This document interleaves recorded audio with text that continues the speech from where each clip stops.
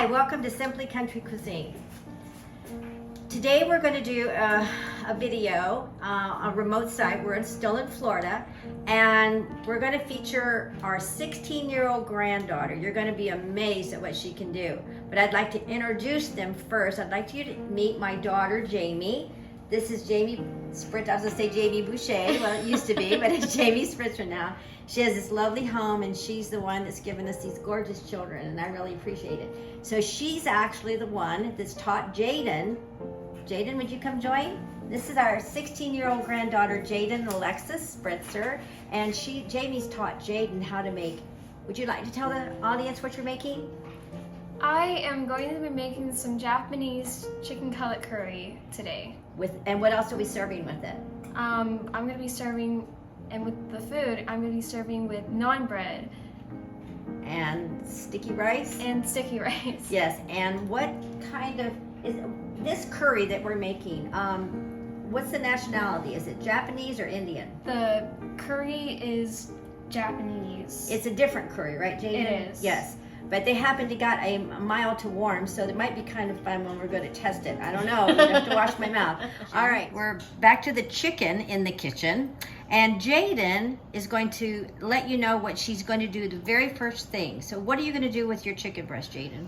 I am going to cut the chicken in half to make the chicken cook better. Right, you're going to make it thinner. You're not going to cut it thick in half. You're going to do it thin in half, right? Yes. Yeah, we'll show the folks in a minute. Would you please demonstrate how to do that? Yes. Okay.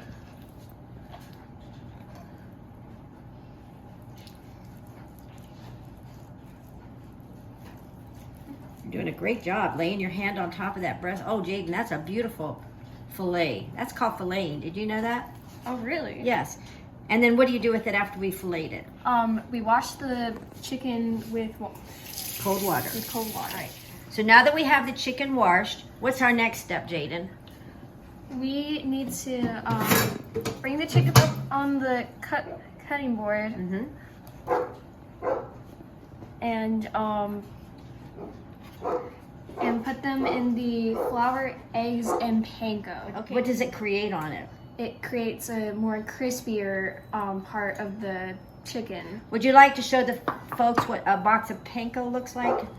It's a different kind of breadcrumb, isn't it? It is. What kind of breadcrumb is it? Is that from, where's that from? It's Japanese breadcrumb. It is a Japanese breadcrumb, that's right. And then after we're all done, we're gonna serve it with what? We're gonna have some naan bread, which is what me and the family like to eat. Where can we usually purchase that? What in the store? Where do you usually find that? We would find them in the deli section at Walmart, or in the Asian part in Publix. Very good. And your chicken has to be wet with water, right? Yes. Yes. Okay. You keep one hand. You have to keep one hand dry, and the other hand you have to use it for the wet. You have to use the left hand, or whatever hand you use, for the dry ingredients, and then the other hand that you're going to use for the wet ingredients. Oh, very good. Okay, so go ahead, show Grandma how to do it. So you place the chicken on the flour first, and then make sure that it's all over on the chicken. So you're dredging it in your flour first, right? Yes. And then we dip it in the... And then we dip it in the beaten eggs. The beaten eggs. And you've used about 3 eggs for this amount of chicken you're using, right, Jaden? Yes, yes. 3 eggs. Oh, that looks great. And then after it's dredged in the egg, you take it where now? And I take it to the panko to... I keep calling it planko. Planko? Because Price is right, yes. And you're going to cover it, you're going to do the same thing, you're going to dredge it in the panko, correct? Yes. Okay. And so we're going to then set it on a plate until we get it all done, right? And it'll rest, right? You're going to rest them on the plate. Yes. Okay.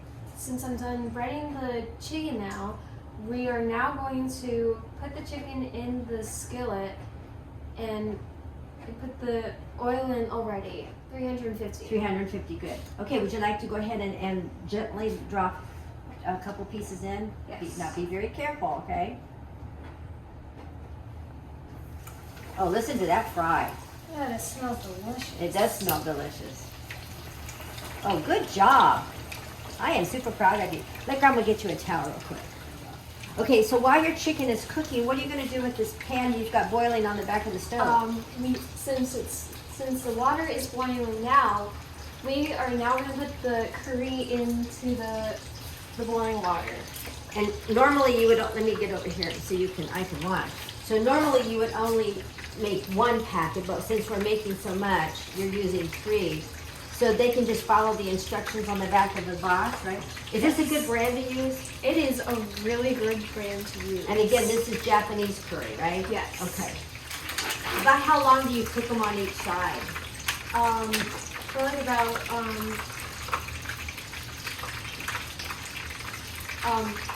2 or 3 minutes. About 2 or 3 minutes on each side, is that about right? Okay, that's good. Oh, let me see what that looks like. That looks like chocolate bars. They do. Oh, what a beautiful crust, young lady. This is lots of Japanese curry. Usually we would need 1, but since we're having a lot more than we usually have, Yeah, we need 3. right, 3 boxes. And we can buy this in the part of the Asian aisle of the store, right? Yes. In Publix. We probably, I think for us Texans, I think that would be HEB. Do you happen to know what the internal temperature of this chicken should be when it's done? 165. Yeah, 165. And why did you preheat your oven with this pan in here?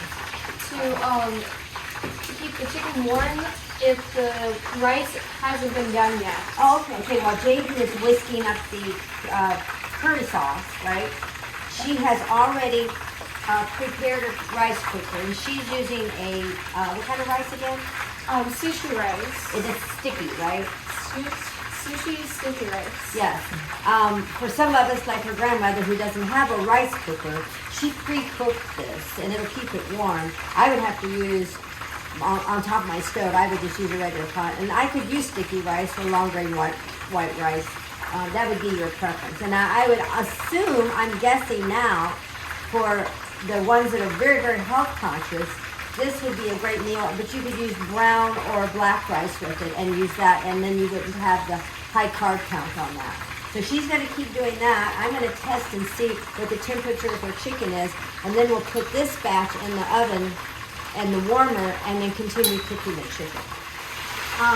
I may have said 2 to 3 minutes aside. I think Jamie corrected me, and it should be about 4 minutes aside, maybe a total of about 8 minutes per breast. Since they're still pretty big breasts, chicken breasts, but since they've been filleted, they don't take as long to cook. You cook the curry for about 3 to 4 minutes. You drop the pods in, and you cook it about 3 or 4 minutes. Now I want you to see what a beautiful piece of chicken this 16-year-old girl can cook. Isn't that gorgeous? Jaden, you're amazing. Well, Jaden, this looks beautiful. Can you bring the camera over a little bit closer and look at these beautiful plates, how she's plated them up? She has her, what's this called again? This is chicken cutlet curry. And she has her curry sauce, her sticky white Japanese rice, and she has sliced the chicken breast right over top of it and plated. So now it's the fun part, the part I've been waiting for. All right, Jaden, here we go.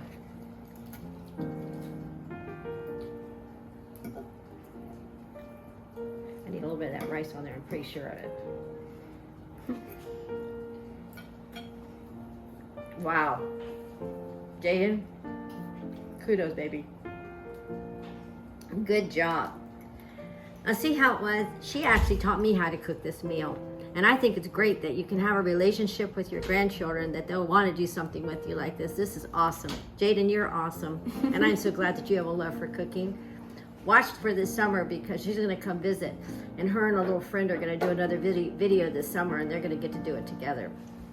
Remember, always subscribe, like, and share these videos to be alerted for the next video. And if you don't have a place to worship, remember, GT Leander Assembly of God in the church on the hill across from the post office.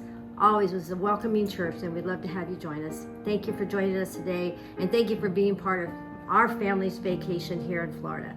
Bye-bye.